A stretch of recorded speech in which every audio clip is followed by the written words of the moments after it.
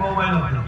त्याच्यामुळे मला इतका मोठा फायदा आहे की कुणाचं काय झालं कोण गेलं तपास नाही, कोण उलटलं तपास नाही. लोकांकडे आपला संबंध देत नाही. त्यामुळे 3 किलोमीटर होत्या 500-700 किलोमीटर प्रवास होतो आणि तास अभ्यास होतो. पण अभ्यास जर केला नाही तर तुम्हाला एवढं खोल सांगू शकतो. आता सकाळी मनसरला होतो, आता इथे 450 झालं, आता जायला 600. तुमच्यापेक्षा पैसे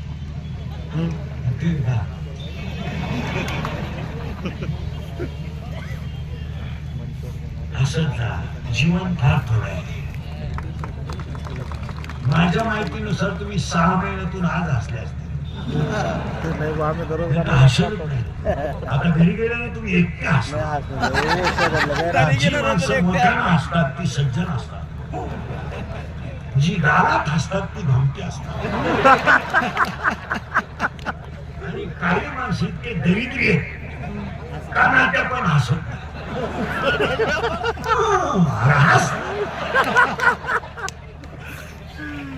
हे निसर्गाने दिलेली देणी आहे.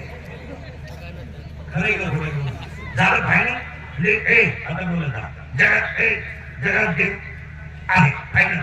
आता उलटे फिरतो लाकडाची राख होईल, राखेचं लाकूड होणार नाही. ऊसाची साखर होईल, साखरेचा ऊस होणार नाही. दुधाचं लोणी होईल, त्याचं दूध होणार नाही.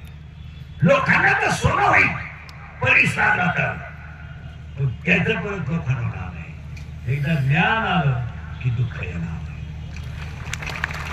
आणि ज्ञान येत नाही तर दुःख आल्याशिवाय राहत नाही. सरळ उत्तर आहे, येताना काही आलं नाही, जाताना काही न्यायचं नाही. कमवणं ते पांडुरंगाचा प्रसाद आहे, आणि ज्यांच्यासाठी कमवलंय ते नालायक सांभाळण्याच्या लायक नाही. 4 प्रश्नांची उत्तरं मिळाली की माणूस दुःखी होणार नाही. आपण जे कमवलंय ते आपल्या आईवडिलांचा आणि संतांचा आशीर्वाद आहे. आपण जे कमवलंय ते पांडुरंगाचा प्रसाद आहे. ज्यांच्यासाठी कमवलंय ते नायकच नाही, म्हणून आपल्या इष्टीची बरबादी आहे. कोट्याधीश लोक आहेत, कोट्याधीश. महाराज एवढी इष्टेच्या लोकांकडं जर अंत्यविधीला पेटवली तर टाळण्यापर्यंत धुळली आहे, इतकी इष्टे, पण त्याला पोहणी